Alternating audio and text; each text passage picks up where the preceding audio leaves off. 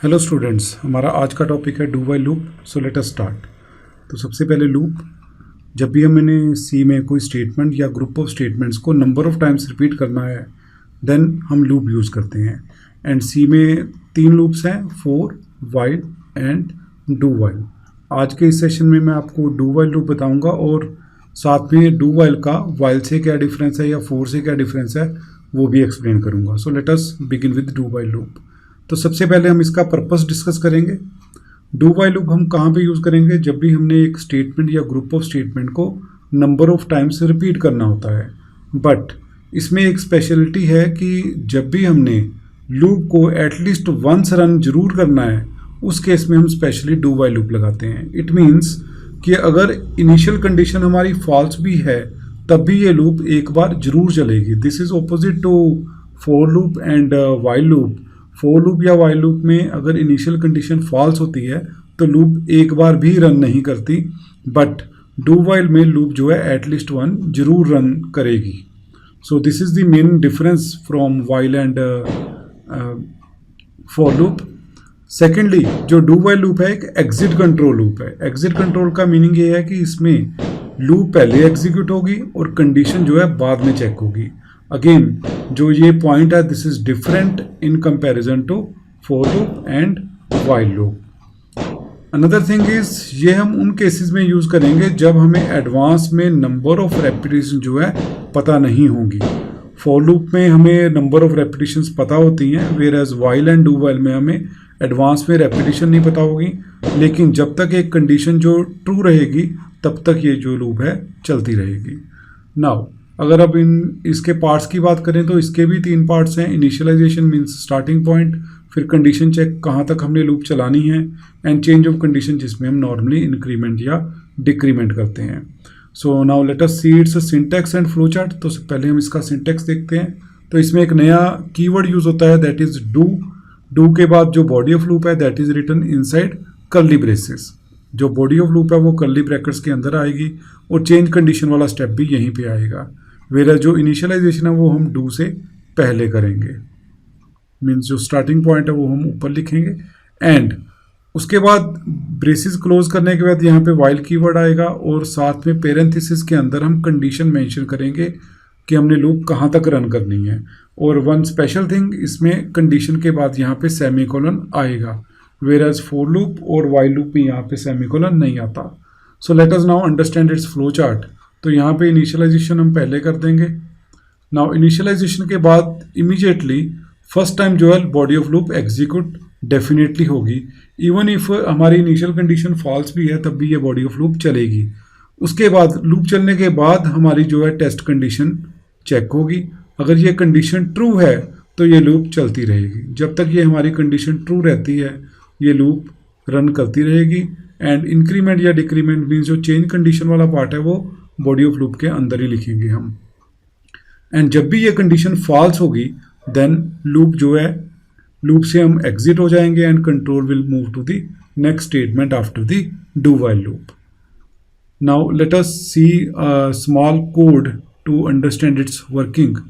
Suppose मैं यहाँ पे लिख रहा हूँ i is equal to 1 and do print F.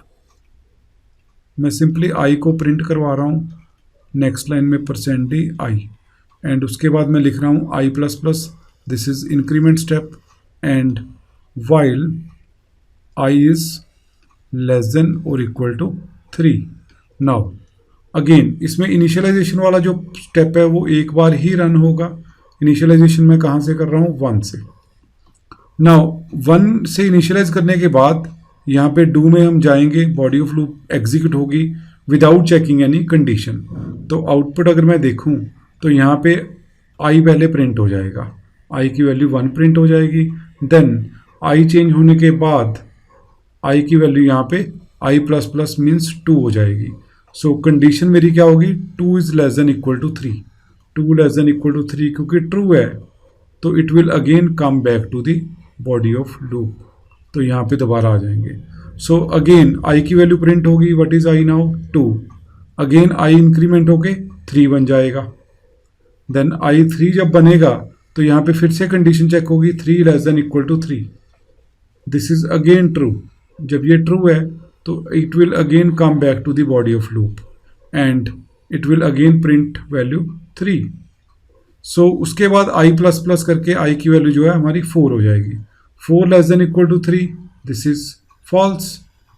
And अब जो है कंट्रोल नेक्स्ट लाइन पे शिफ्ट हो जाएगा जब कंडीशन फॉल्स हो जाएगी। सो होपफुली आपको इसकी वर्किंग क्लियर हो गई होगी। तो इसमें ओनली डिफरेंस यही है कि इसमें first time without checking any condition body of loop execute होगी, उसके बाद एवरी टाइम जो है कंडीशन हमारी चेक होती जाएगी। एंड इसको हम एग्जिट कंट्रोल इसलिए कह रहे हैं क्योंकि इसमें कंडीशन जो है लूप चलने के बाद चेक हो रही है। सो एग्जिट पॉइंट पे कंडीशन चेक हो रही है, that's why it is called exit control loop. So अभी इसका हम एक पूरा प्रोग्राम देखते हैं। तो this is to print first n natural number using do while loop. तो यहाँ पे आई एन इंटीजर में ले रहा हूँ, एक आई एक n, enter the value of n then this. तो यहाँ पे हम इनिशियलाइजेशन यहाँ पे करेंगे, वो स्टेप मैंने छोड़ दिया था। तो let us see this, I is equal to 1। तो यहाँ पे I is equal to 1, this is initialization. उसके बाद it will print the value of I 1 print होगा। सपोज अगर मैंने एन 5 दिया है तो दिस विल कंटिन्यू फॉर 5 तक ये चलता रहेगा, 1 2 3 4 5। एंड इसमें एक और चीज़ है कि अगर आप initial value of I suppose -2 दे देते हो, अगर आप आई की एन की इनिशियल वैल्यू आप -2 भी देते हो, जब ये enter the value of n करवाओगे -2 देते हो, तो इनिशियल कंडीशन जो है फॉल्स है मेरी, बट फिर भी यहाँ पे आउटपुट में 1 आएगा। तो let us see its output in the compiler, तो वहाँ से आपको ज़्यादा क्लैरिटी होगी।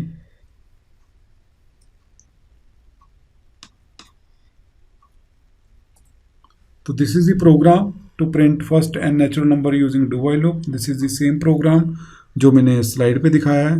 तो let us run this program, control F9, enter the value of n. अगर मैं एन 6 दे रहा हूँ तो यहाँ 1 से लेके 6 तक प्रिंट करेगा। सिमिलरली अगर मैं एन 10 दे रहा हूँ तो it will print from 1 to 10। But this is the main difference in comparison to for loop. अगर मैं एन 0 दे रहा हूँ तो you can see initial condition जो है फॉल्स है, लेकिन फिर भी 1 प्रिंट हो रहा है क्योंकि डू व्हाइल लूप जो है एक बार तो रन करेगी ही। सो होपफुली आपको ये क्लियर हो गया होगा the concept of do while loop and what is the difference of do while from for loop and while loop. ये भी आपको कुछ पॉइंट्स क्लियर हो गए होंगे। So thank you for watching and have a nice day.